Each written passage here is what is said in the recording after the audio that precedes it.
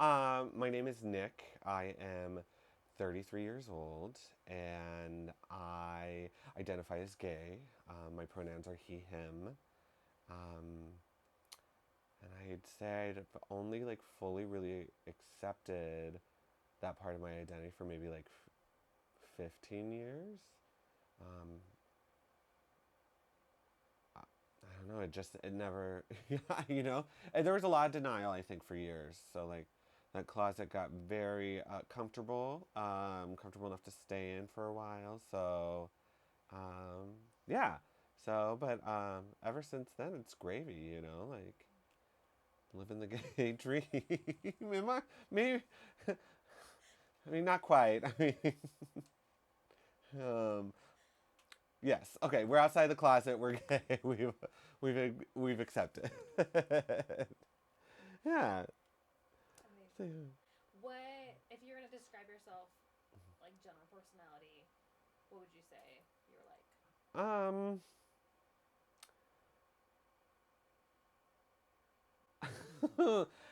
my personality, it's very like class clown, but comes off more like a butthead. Like, there's a lot of pointedness and sass to what I say. Um, One of my good friends, I make fun of him, and one of the people he was seeing at the time, he's like, I don't think Nick likes you.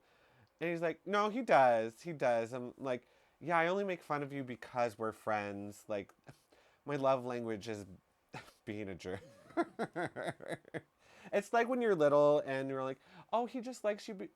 Like, that's why he pulls your hair. Because he likes you. Like, that's what I'm doing. I'm pulling your hair. I'm, giving you a couple jabs, but it's all in love. Um, yeah, but like I I also think that like I've never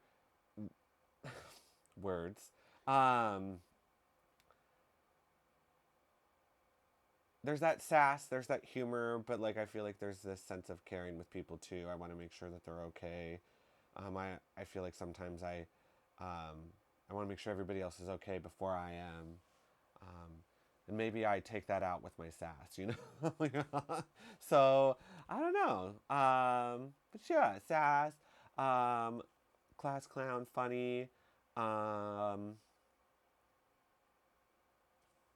caring, I guess. Yeah. Sometimes accountable, you know. Sometimes I'll acknowledge that maybe I went too far. Sometimes I won't. Maybe I didn't go far enough, you know. We're learning. We're Yes, learning. yeah. Every day we're learning. If we like roll back to like the beginning of your life Hmm. ish, like little Nick, Yeah. what what was he like? Um, Little Nick was very happy. He was smiling a lot, laughing a lot. My mom used to say during my teenage years, she's like, "You used to be so happy. What happened?" um, but yeah, like any excuse to laugh and have fun, like that was me. There was times I'm like, I would get made fun of sometimes, like Nick is always laughing. Ugh, isn't it the worst? It's like, excuse me, sorry I'm not a miserable child. Like, I'm having fun. I'm watching cartoons. I am playing outside. I'm laughing. I'm having fun. So I think that's mostly what it was. Like, I sometimes I miss those times because there was no outside influence on who I was whatsoever. Like, um, I was myself unapologetically and probably unknowing how authentic I was in myself. So that what a good time, man. Seriously, Yeah. was did you did you grow up like in a city, in a suburb, in a like out in the Um, country? I would say it was like suburb meets country. Like, um, it was a little bit rural then. It was a little less underdeveloped than it is now. Um, it was like in Lake Taps and up in that area. So that was. 30 years ago. So, like, no Walmart yet, no Target. What a sad life that was. But yeah, it was. But it was still like a close knit area. Like everybody, like kind of knew who lived where on the loop. There was friends to play with. Yeah. Who do you think was like one of the biggest influences on your life growing up? Hmm. It was probably my mother. Um, she was the one who was always consistently around. My parents got divorced at a young age, and my dad stayed in the picture for a hot second and then fully removed himself. So, any sort of morals or moral compass or, um, just how to be a decent human being, all that stuff I got from my mom. Um, she she did her best to make sure that despite all that drama in her marriage, that it never really affected us. That like we still had a very nice upbringing, and it didn't. She did her best to make sure that it didn't cause us to like I don't know be messed up. Yeah, I did that on my own. So, but she did her best. Don't need no help with that. Yeah. Is there anything that you wish you were taught as a younger child that felt like you would have Mm-hmm. helped you like navigate life, Um. or maybe even have more accurate expectations Mm-hmm. of adult life? I think I wish I had fully accepted that who I was nobody else's business, and because I often felt that like I was influenced by others based on how they wanted me to be, like mostly just peers, of course, in school. Um, so I wish I would have lived my childhood and my formative years more unapologetically myself. Um, because I think it just would have been easier to just be able to focus on myself and not try to be who everybody else wanted me to be, or um, even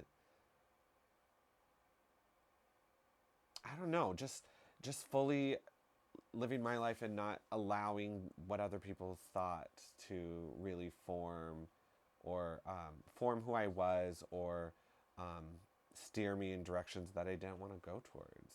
So What parts of you do you feel like got hidden the most in all of that? um,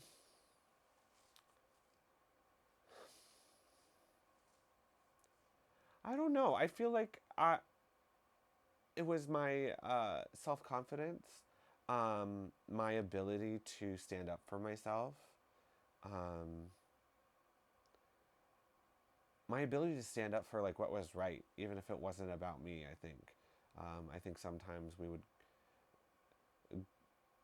go with the flow enough that the waves we should have been making to be those great young people, were missed at times. But also, you have to say like those mistakes are what you learn from. So like I don't know, maybe like bigger mistakes, bigger lessons maybe.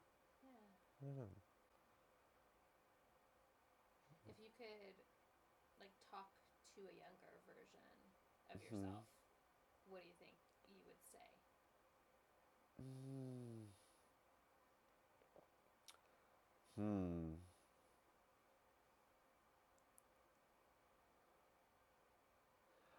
It's probably be more honest. I think there was a lot of denial with who I was, and how I felt. Um, and I think a lot of that was from outside sources. Um, being gay was always a point of contention with everybody else during that time. So, like, it was used as a slur, it was used as a derogatory term.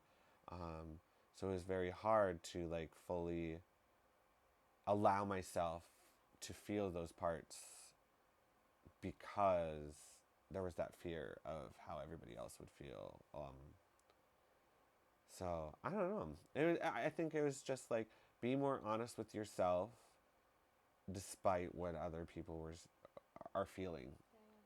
Um, because even now, I don't. I think it's half and half those who have come around and are now fully accepting, and those who had like stayed in their lane. And I that also could have just been the area in which we grew up. You know, more rural, less metropolitan, less sometimes educated. So. You talk about like how comfortable the closet was. Mm-hmm. Like for you when you were little, did you have a pretty like clear awareness of like I like boys, or was it like a later in life? I think there was always something that I was different. Um, there was like some sort of like attraction or like crushes on other boys, but they were never ones that I knew. The one A lot of the guys that I grew up with, they were not nice to me. So like I never really had those like childhood crushes that were quote unquote attainable because I didn't want them. Like you guys are all jerks. Why would I like have a crush on you? So, um, but yeah, there's always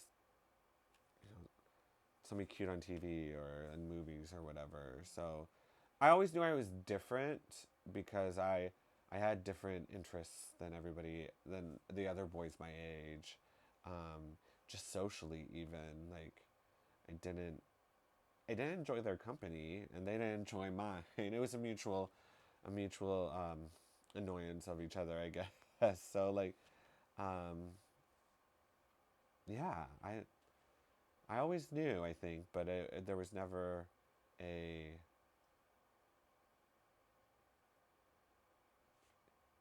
a point of that interest that drew my attention. Yeah. Like you're saying, like it was always going to be a feeling, but less of like a label. Yeah. Yeah. Mm-hmm.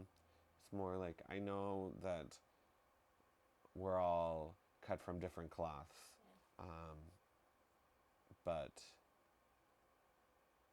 I didn't know how to fully recognize what it was. I guess so young, but I mean, I was okay with it until like everybody else found out what it was, and it was a problem for them.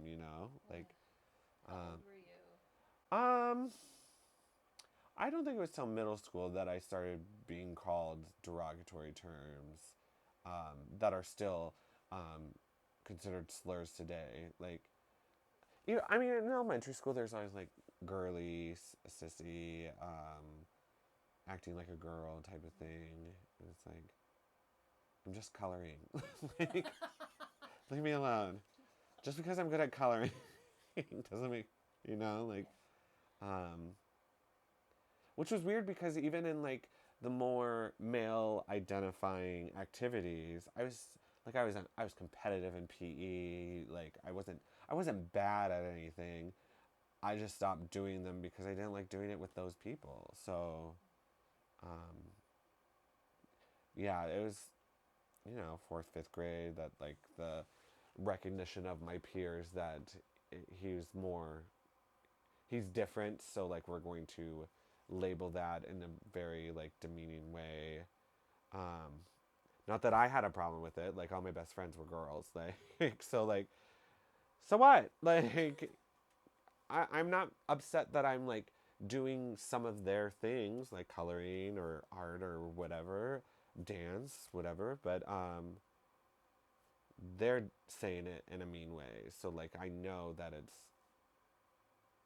not nice. It's not nice or whatever. So and then it's probably seventh grade. You hear your first faggot, which I hate that word even now. I find it the most cacophonous words. Like you just like cringe. And if you're around those who don't cringe, you gotta like. Does that not bother you? So, um, but yeah, you hear it all the time, even now. I got We recently went to Disneyland as we were talking, and there was a younger gentleman, maybe early 20s. He started saying stuff in Spanish. Muchos jotos, lots of gays, because we were all gay. We had just gone to a Pride night. I've taken Spanish. I sub for Spanish classes. A lot of the students I sub for are Hispanic background. They speak Spanish as well. I knew exactly what he was saying. And I was like, muchos. Muchos fotos. Por siempre. For forever. There's always going to be many gays. And it's very clear he had maybe one too many drinks in like the airport bar. Um, he continued to like give us side eyes, whisper stuff. He was on our same plane. We were in priority, so we got to go on first. He comes on. He bumps one of the stewardess, the flight attendants, and she was like, she was looking some type of. I'm like, excuse me, ma'am. He's been very belligerent this entire time. He was calling us slurs and the at the gate in the airport. She's like, oh really? Okay, excuse me. She walks down the aisle. They asked him to leave. Him and his girlfriend both got off, and I'm like, this is amazing. Like, Justice exists. allies everywhere. Yeah. I mean, if he hadn't been a jerk just coming on the plane, they could have gotten home that day at a normal time. But no. I was like, happy Pride Month. Happy Pride. Yep. Happy Pride. Happy Pride. Mm-hmm. Yeah. It's great. Uh, But um, in the past, I've dealt with that, ignoring, not really paying attention, pretending I didn't hear. But I was proud of myself for engaging. Like, your homophobia isn't just stuck in your language. Like, and I loved how embarrassed his girlfriend was. It's like, you're staying here in Santa Ana for another day, and you're probably getting broken up. Ah, victory. yes.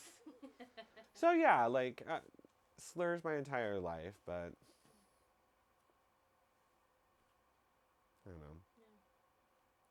If you were gonna compare Nick, say, like, or maybe your season of life at 33 Mm-hmm. versus, say, in your 20s, Mm-hmm. what would you say this season is like for you?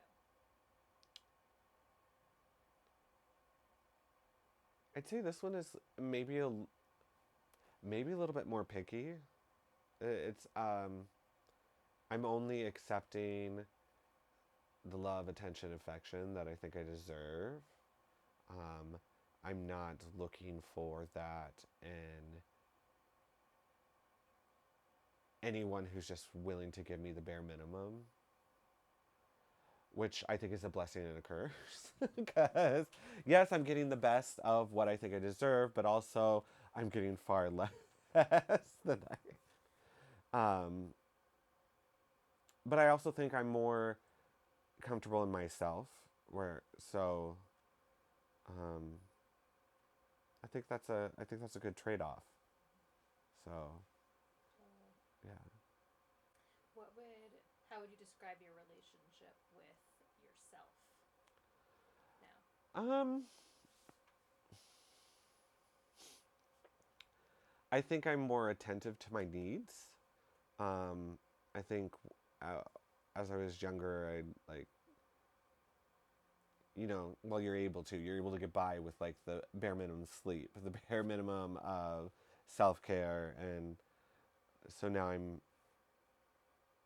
I'm much more cognizant of when I need that, of when um, I need me time, when I need like that healing time, that rest time, so that I am my best self when I go out.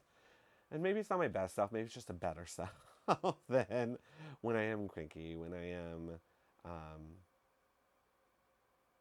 or even just when I'm able to be fully present, I think, when that happens, which I think makes those connections all the more significant. Yeah. What do you feel like you're most proud of right now? I was proud of.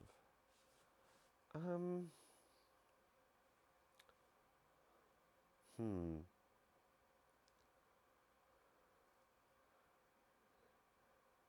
I think I'm most proud of knowing what a priority is in my life, and what I need to make a priority. I think I've been offered a lot of opportunities, some of them good, some of them bad, not recently, but in the past couple of years, and I've allowed myself time to recognize whether it's a good or a bad opportunity, and whether or not I should um, buy into something that's going to help me or like hinder me or hold me back. So, and I think I'm also taking more risks as well with those good opportunities. Um, I'm trying, whereas in before I would be like, I don't think I can do that, so I'm not going to. So I'm at least um, putting myself out there. Um, I'm always looking for like a new job, not like I don't know, just something that's going to maybe be more fulfilling than I am now, or more fulfilled than I am now. Um, Not that I'm not fulfilled, but like you never know like what you're missing unless step out there and try. So I'm still getting no's, but I think it's important to try. My friends who I always like, can you read over my cover letter? Can you read over like my resume or whatever? They're like, you should just apply. I'm like, are you sure? I don't know if I'm qualified. I don't know if I'll be good at this. I'm like, well, you never know unless you try.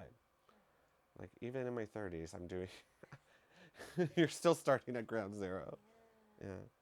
Is there anything that you wish in life these days if you could like let go of anything? Mm,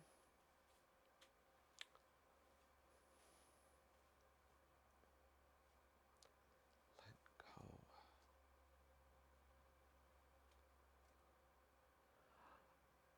Honestly, I don't think so. I don't think I hold on to stuff too much. I remember it.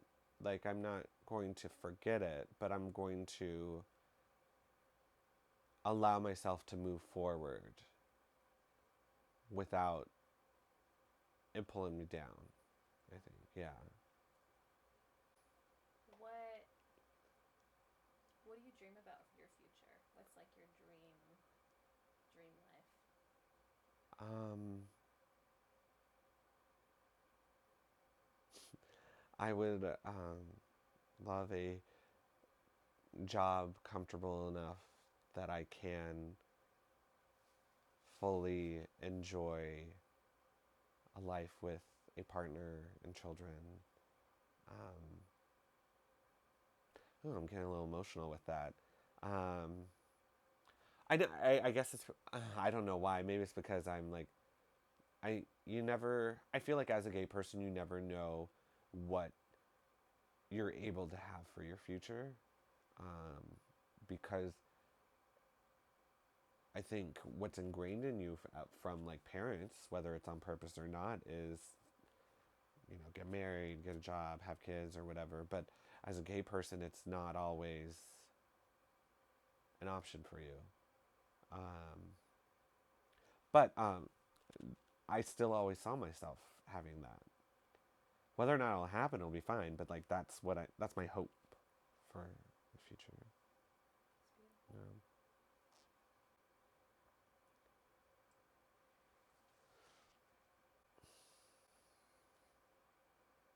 If you could sum up some of the biggest lessons you've learned in your life, what comes to mind for you? Hmm. Biggest lessons.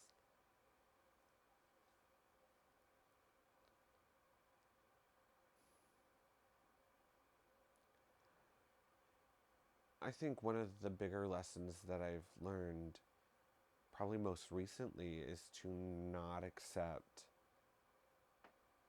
mistreatment from others, no matter how what their status is, or their stature, I guess.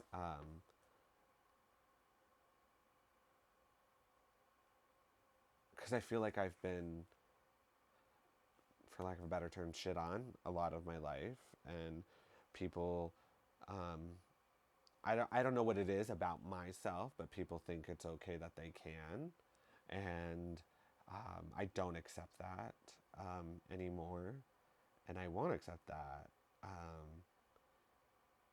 So I think having that realization that I don't have to, and that I can include people in my lives that are going to be supportive and loving, and um, but also like check me when I need to be, which is different than mistreatment. And I guess recognizing when that's so is um, also important, that I'm still slowly learning what the difference is. Um, but yeah, um, nobody deserves to be mistreated, and it doesn't matter what's happening to you on your day, or whatever. Like, nobody deserves that. Like, what's going on in your life doesn't give you the right to infringe upon mine. So, I support you in that. thank you. Thank you. You're an ally. Go ahead.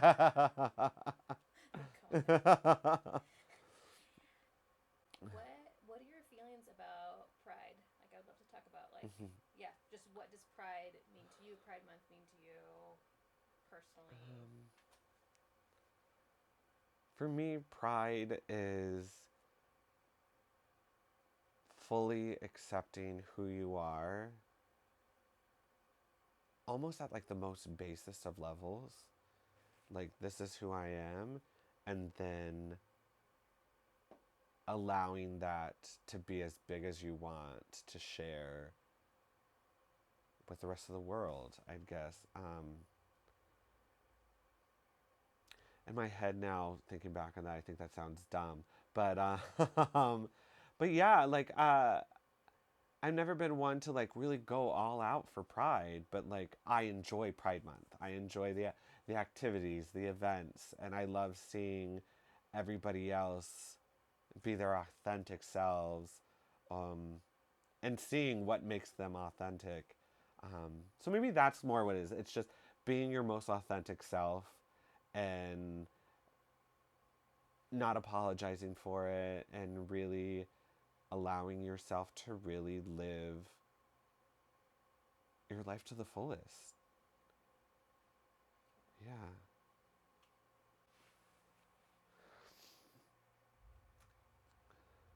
For younger generations, especially in like the LGBTQ plus community, if you could like share anything with them, what would you say? Hmm. I would say, like, keep doing what you're doing, because they are growing up in a world where they feel like they are given that pathway to find themselves so much earlier than a lot of like my generation and generations before them. Um, so I guess it's mostly like trust in what you're feeling, um, because they're able to live some of the best parts of their lives as their fully authentic selves, which a lot of us were deprived of. Um, and but that's still so special. Like, I guess it's, don't let what we missed out on before you cause you to miss out on while you're fully living it. Um, when I was in high school, there was maybe one or two out kids, and they got a lot of flack from everybody else. Now that I work in a school, like, there are so many not even just like gay or lesbian, just queer individuals. There's so many trans individuals, and it's so great for me to see them be able to like have those authentic experiences, fully knowing, maybe not even fully knowing, but knowing enough of who they are and how they want to live their life. I don't know, it's just special to see. Yeah. That was really cool. Hmm. Is there anything else in this experience of this interview that would feel good to you to share? Any stories that would feel good to be part Um, of you? hmm.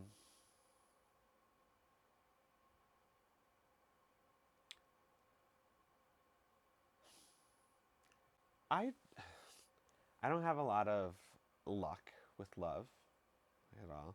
I've only had like one serious relationship in my entire life. Being 33, that seems sometimes I like that seems like a problem. Um, but I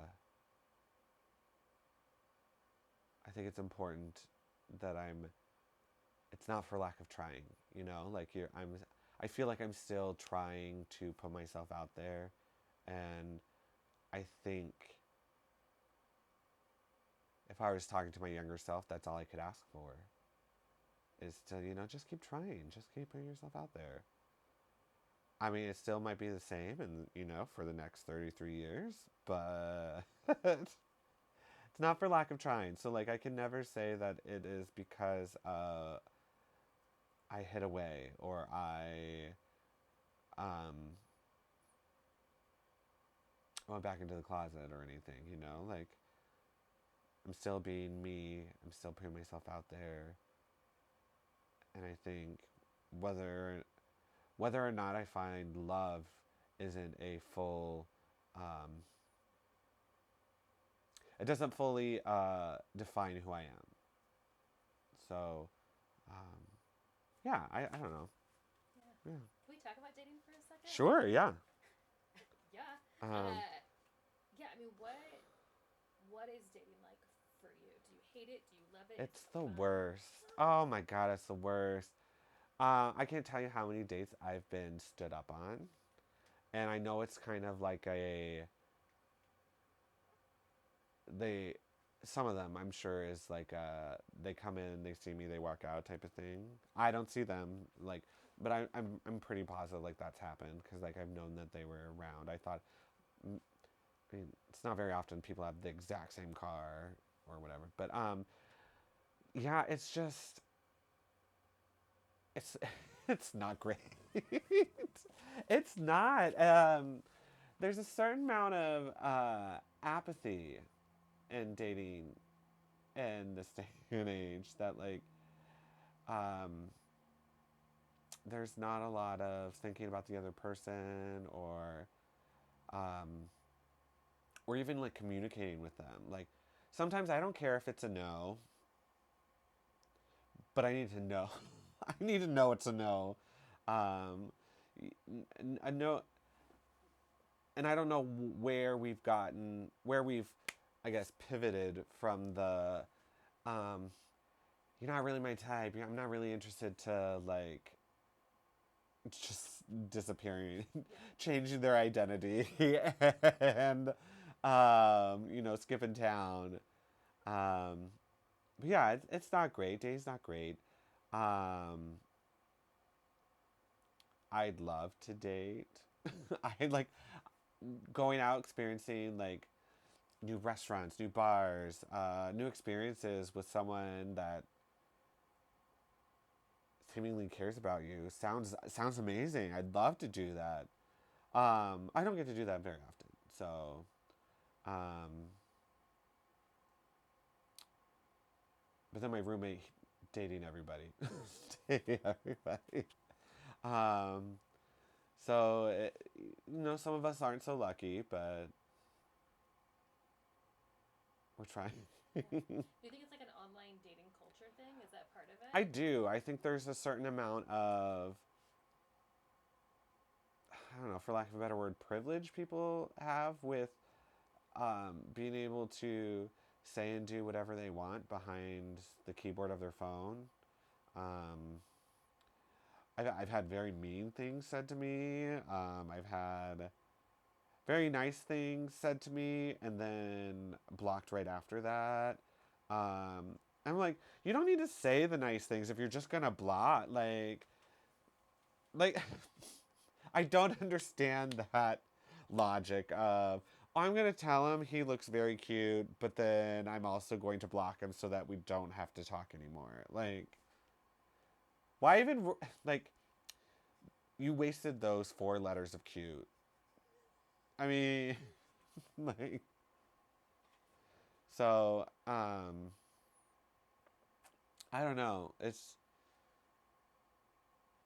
it's kids today, you know. It might also be a generational thing. Like, I have friends who get phone calls from a phone they don't know or from a number they don't know, and they're like, "I'm not going to answer that. I don't know who that is." I'm like, you know, there's one way you could find out who that is. Answer the phone. I'm that person. That is me. Yeah. Do you see yourself? Yeah, I'm like, oh, I can't answer those Yeah. messages. There's nothing to stop here. Check if the Oh, device is on your home Wi-Fi network. thank you, Siri. Okay, girl. Um, technology. Um, but yeah, I don't know. I think it's that sort of that similar logic that's being used now. It's not just in numbers we don't know. It's in people whose faces we see all the time, and so yeah, I don't know. Yeah. I don't. I love a good swipe though. We love to swipe. Yeah, Me like too. that's a great way to pass the time. Yeah. If only they would message you if you matched. You know. Is Yeah. there, if you're gonna like make a little, this has become Nick's dating video right now, Mm-hmm. but like what, yeah, what's your dream guy? Like, what's your, Fine. Hmm. So in college, I always said I wanted like the really nice guy at the frat party. The one who's gonna like, hey, you having a good time? You got a drink or whatever? Like I always wanted that sort of deal. But he seems like so in my head, he's like all American type, kind of clean cut. He doesn't have to be white. Sometimes all American people think white. I'm like, that's not important. Um, um, funny.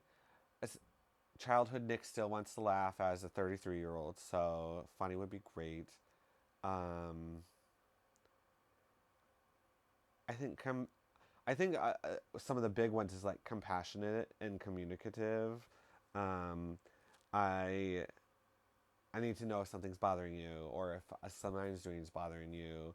Um, I need to know that you care sometimes because um, I think my like love language is like words of validation. Like I need to know that what I'm doing is right because if there's a problem and I don't know about it, I can't fix it.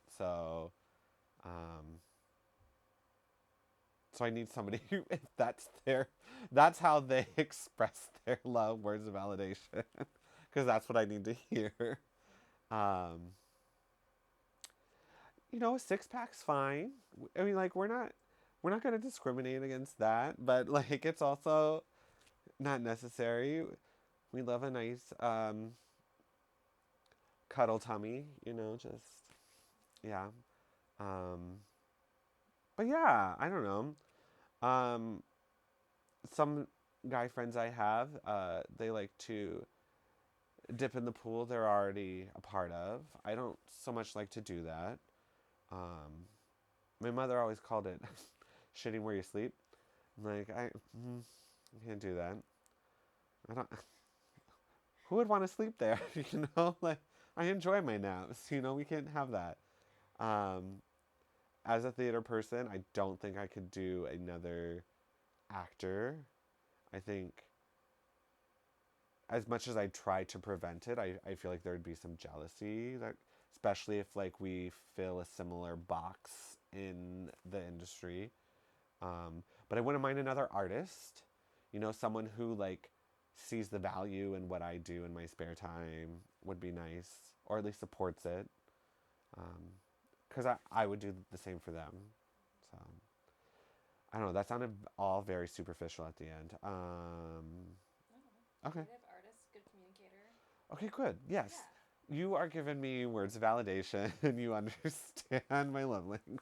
You're doing a great job. Yes, thank you. I love um, it. yeah. Well, I'm gonna put this on a resume, send it out to all my friends. Yes. Also, you always see in the movies, they're like, I have somebody I'd love you to meet. That doesn't happen in real life.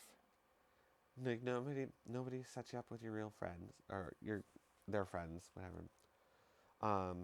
Sex in the City, you're a liar. Okay? Like this isn't real life. That's the one cut I'm gonna use this. The entire interview. Just Complete garbage. That yes. part though. Yes. Mm. So good. I love it. I feel so happy we wrapped there. Yes. I mean, for no other reason than it was the best, and it's only downhill. We peaked. We peaked. That's what I say about me in high school. Yeah. Come on, 33-year-old. Yeah.